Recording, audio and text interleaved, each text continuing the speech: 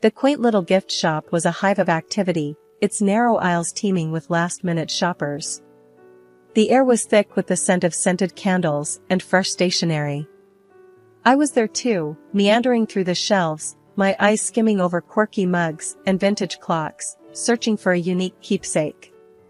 That's when I noticed him, a lone figure amidst the chaos, looking utterly perplexed and out of his element. He was standing in front of the greeting cards, flipping a card open and then snapping it shut, his brows knitted in concentration. A small, peculiar trinket dangled from his other hand. He seemed to be debating with himself, lost in a world of indecision. I couldn't resist. I took a few steps towards him and said, "Can't make up your mind?" He looked up, slightly startled by the intrusion. His eyes, a deep shade of brown, met mine, and for a moment, he seemed to forget his predicament. "Oh, hi. Yeah, I'm in a bit of a bind here." "I'm James," he said, offering a hand. "I'm Anna," I replied, shaking his hand. It was a firm handshake, confident yet inviting. "Nice to meet you, Anna. I'm on a mission to find the perfect birthday gift for my mom, but I seem to be circling around these two," he confessed, holding up the card and the trinket for me to see. The card was bright and colorful, with a humorous quip on the front. The trinket, on the other hand, was a small, intricately designed figurine, delicate and refined. I chuckled. "Well, they're quite different. What's your mom like? Maybe I can help you choose." James's face lit up with a grateful smile. "That would be amazing, thank you. My mom, she's incredible. She's got this sharp wit but also appreciates the finer things. She's been my rock, you know?" As he spoke about his mother, his respect and love for her were palpable. It was touching to see a son speak so fondly of his mother. "Well, it sounds like she's a woman of depth. How about we find something that celebrates both her sharp wit and her elegant taste?" I suggested. We spent the next few minutes discussing his mother's likes and dislikes, her hobbies, and her style. The more we talked, the more I realized how easy and natural it felt to converse with James. He had a way of making every topic interesting and every joke funnier. Eventually, we settled on a beautiful pendant that was both elegant and quirky. It was a small, silver piece with an intricate design, but the centerpiece was a tiny, whimsical figure that seemed to dance in the light. "Anna, you're a lifesaver. I would have been lost in here for hours without your help." "How can I thank you?" James said, his relief evident. "How about you save me from having to cook dinner tonight?" I joked, half hoping he'd take the bait. James's eyes twinkled with amusement. "Dinner it is. There's this cozy little Italian place I know." "How does that sound?" "It sounds perfect," I replied, my heart skipping a beat. We exchanged numbers and made plans to meet up for dinner. As I left the shop, the pendant securely in James's bag, I couldn't help but feel a flutter of excitement. In a sea of mundane days, this chance encounter felt like a breath of fresh air. The evening air was crisp, the kind that hinted at the end of summer and the start of something new. I stood outside James's parents' house, my palms sweaty, rehearsing my greeting. "Nice to meet you," I practiced under my breath, trying to sound confident, not realizing that no amount of rehearsal could prepare me for the Carters. James opened the door with that familiar, warm smile. "Ready?" he asked, sensing my nervousness. "As I'll ever be," I replied, trying to muster a smile. We stepped into the living room, and that's when I saw her, Mrs. Carter. She sat regally in her armchair, her cane resting against her leg, her eyes scrutinizing me like a hawk. Mr. Carter sat beside her, a silent, almost invisible presence. "Mom, Dad, this is Anna," James introduced. "Nice to meet you," I said, extending my hand. Mrs. Carter looked at my hand and then at me, her gaze piercing. "Sit, dear," she said, her voice firm, ignoring my hand. We sat, and an uncomfortable silence filled the room. I could feel Mrs. Carter's eyes on me, examining, judging. James seemed oblivious to the tension, or maybe he was just used to it. "So, Anna," Mrs. Carter began, her tone casual yet loaded. "James tells us you're an accountant. That must be interesting."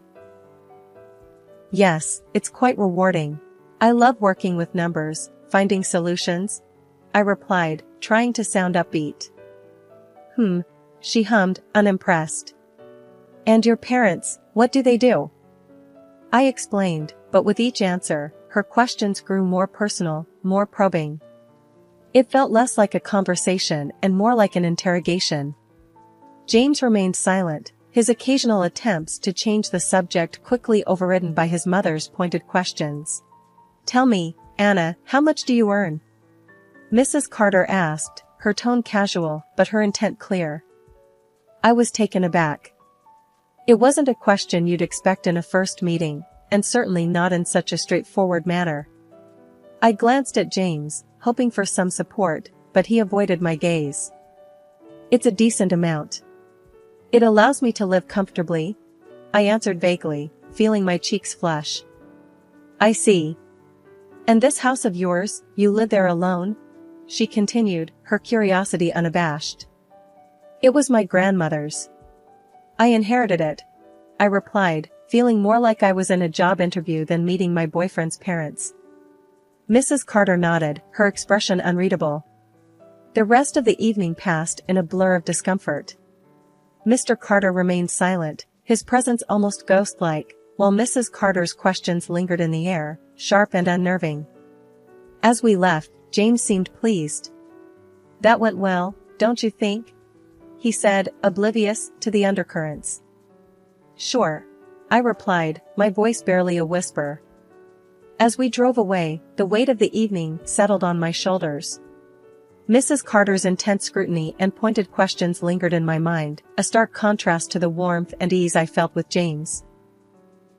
James and I, we were in love, sure, but marriage wasn't on my immediate bingo card.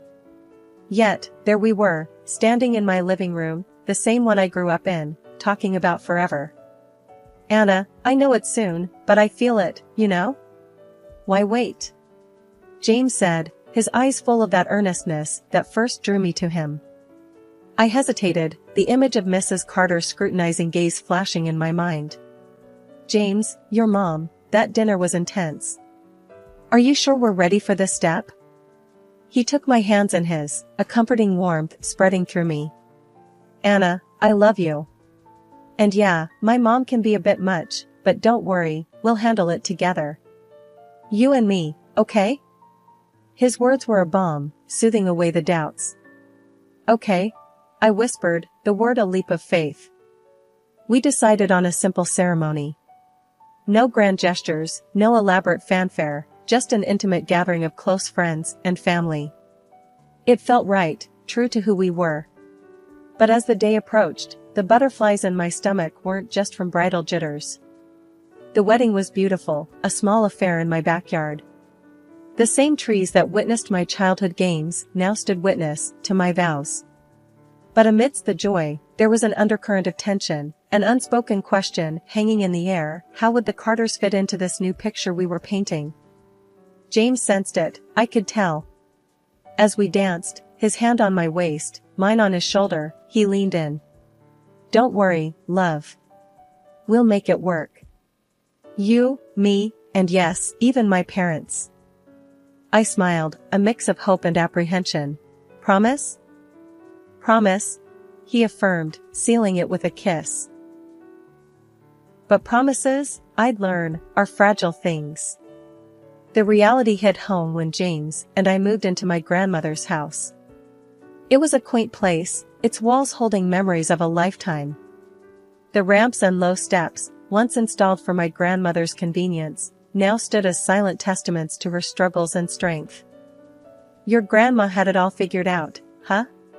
James remarked one evening, his gaze trailing over the seamless design. "Yeah, she did. She wanted to be independent, no matter what," I said, a hint of pride in my voice. It wasn't long before Mrs. Carter came to visit. Her eyes, sharp and calculating, took in every detail of the house. The way she moved, slowly, deliberately, her cane tapping against the floor, it was like she was marking her territory. "This is a nice place, Anna." "Very accommodating," she commented, her voice laced with something I couldn't quite place. I forced a smile. "Thanks, Mrs. Carter. We like it." But her next words sent a chill down my spine. "It's difficult, you know, living in a place that doesn't understand your needs. I think I'd be better off here." The statement hung in the air, a silent ultimatum. James, ever the peacemaker, tried to navigate the treacherous waters. "Mom, we can discuss this later. Let's not jump into decisions." But the decision, it seemed, was already made. In her mind, Mrs. Carter had found her new abode. And as I looked into James's eyes, searching for the reassurance I so desperately needed, I realized that our swift marriage was about to face its first real test. The day the Carters moved in, the house changed.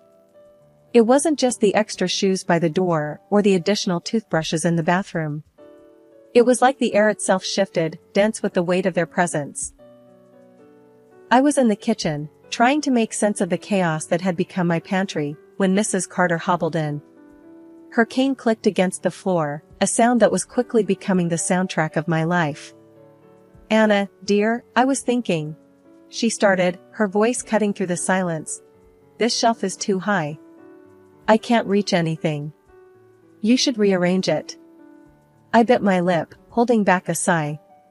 "Sure, Mrs. Carter. I'll take care of it.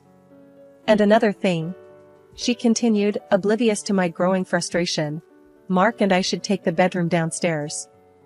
It's just too much for me to climb up and down." "But that's our bedroom," I protested weakly, the reality of the situation sinking in.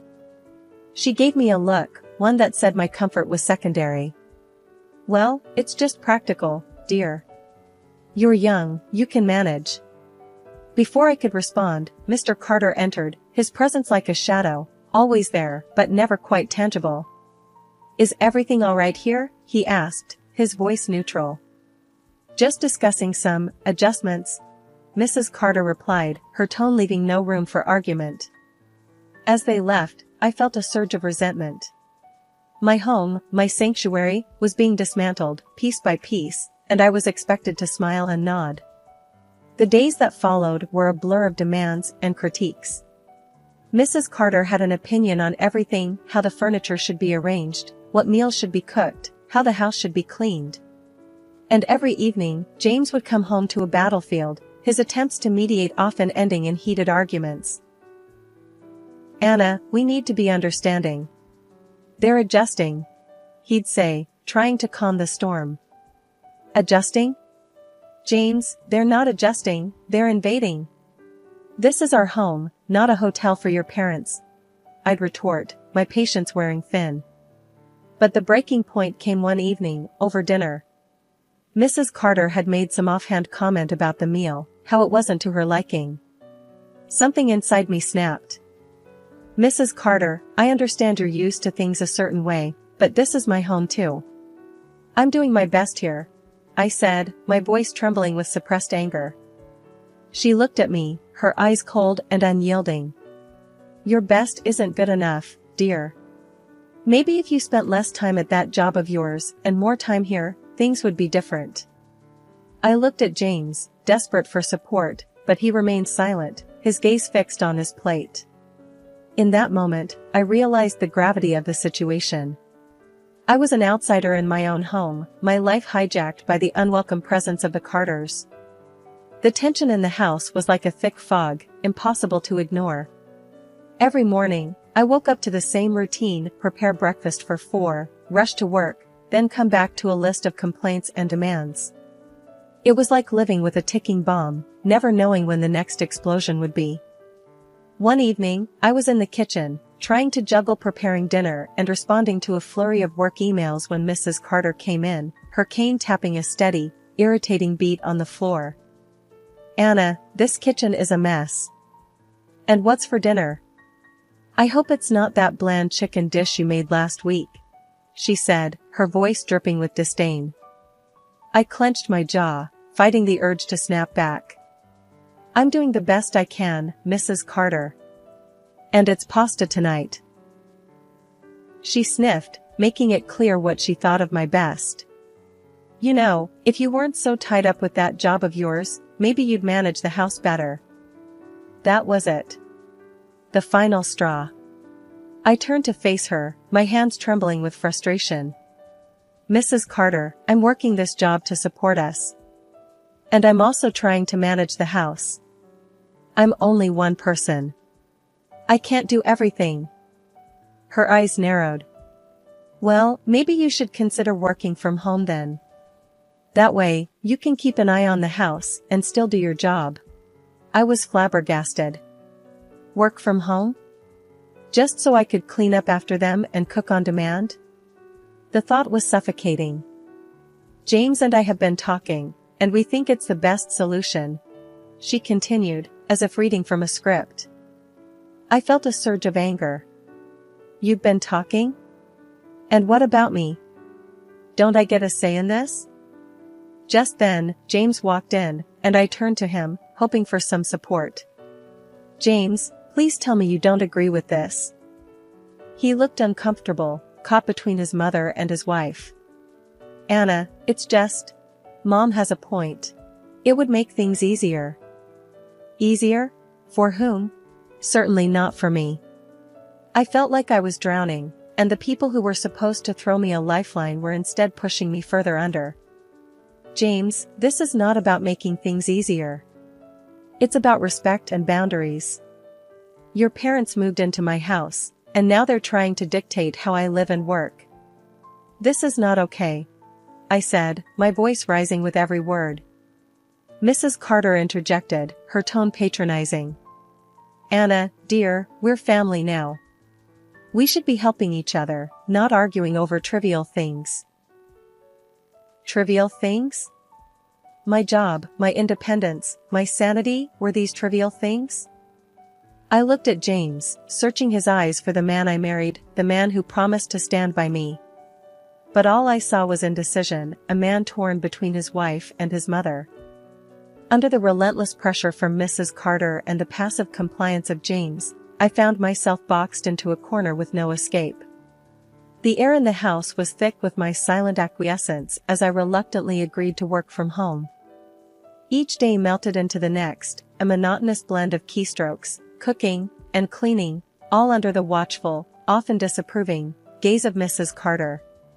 James, for his part, seemed blind to the imbalance, content to let the scales tip ever in favor of his parents.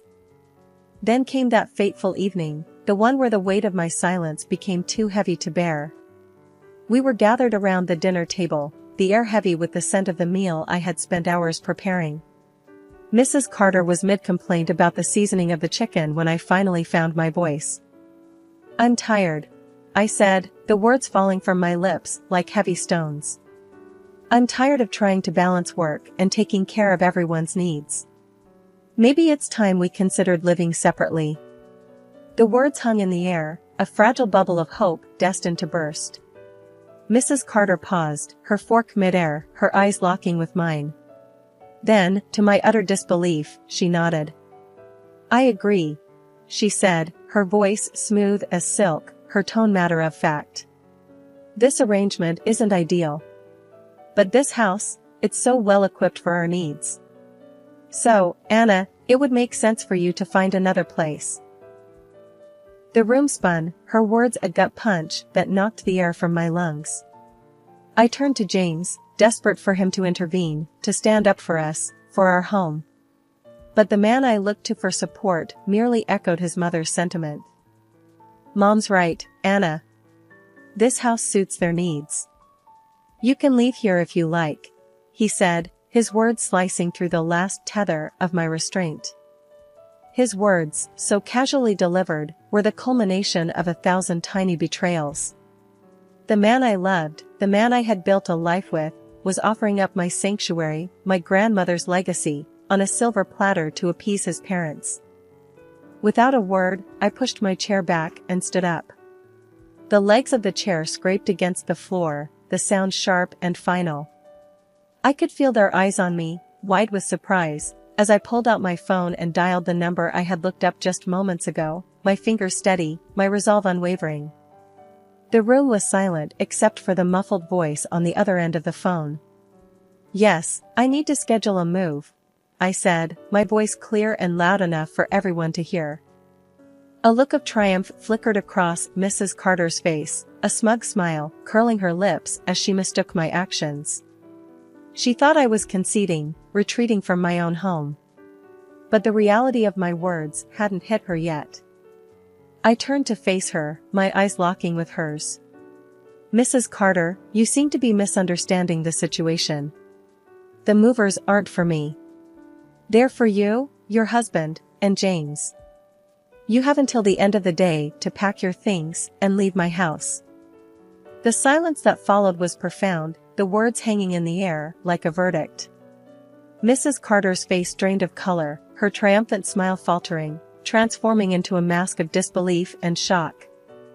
But this is our home now. You can't just throw us out," she stammered, her voice trembling with a mix of outrage and fear. "This was never your home. You imposed yourselves, and your son allowed it. But I'm reclaiming what's rightfully mine," I replied, my voice unwavering. James was on his feet now, his face a mixture of confusion and desperation. "Anna, please, let's talk about this. You don't need to do this. We're a family." The word family hit me like a slap in the face. This was not how family treated each other. This was not how love manifested. "James, a family respects each other. A family supports each other. What happened here was manipulation and disrespect. I'll have the divorce papers sent to you tomorrow," I said, the finality of my words sealing the fate of our marriage. Mrs. Carter started to cry, her sobs a cacophony of disbelief and loss. James tried to plead, his words a jumbled mess of apologies and promises. But it was too late. The decision had been made, the line drawn. The day after the movers had cleared out the last of the Carters' belongings, I stood in the middle of my living room. The sun streamed through the windows, its light touching every corner, every surface, as if to cleanse the space of the heavy shadows of the past months. The house was quiet, a stark contrast to the constant noise and tension that had become my daily reality. I wandered from room to room, each step feeling lighter than the last. The house was mine again, my sanctuary, my refuge. I could breathe, truly breathe, without the weight of their expectations suffocating me. It was in this moment of solitude that the doorbell rang, a gentle chime that seemed too loud in the quiet of the house. I opened the door to find my friend Sarah standing there, a warm smile on her face and a casserole dish in her hands. "Heard you might need some company and comfort food," she said, stepping inside. We made our way to the kitchen, the aroma of the casserole filling the space, a scent of normalcy, of home. As we sat down at the table, Sarah reached for my hand, her touch grounding. "So, what now?" she asked, her voice soft, but curious. I took a deep breath, the future a blank canvas before me. "Now, I start over. I rebuild, on my terms. It's daunting, sure, but also, liberating." Sarah nodded, her eyes reflecting understanding and support. "You know, sometimes the best beginnings come from the hardest endings. You've got this, Anna. You're stronger than you think." Her words resonated, a gentle reminder of the resilience that had carried me through the storm. "I guess it's time to find out what I'm really made of," I said, a tentative smile on my lips. The conversation flowed, the comfort of old friendship wrapping around me like a warm blanket. We talked about everything and nothing, the laughter and chatter a balm to my weary soul. And as the sun dipped below the horizon, painting the sky in hues of orange and pink, I realized that this was more than just a new beginning.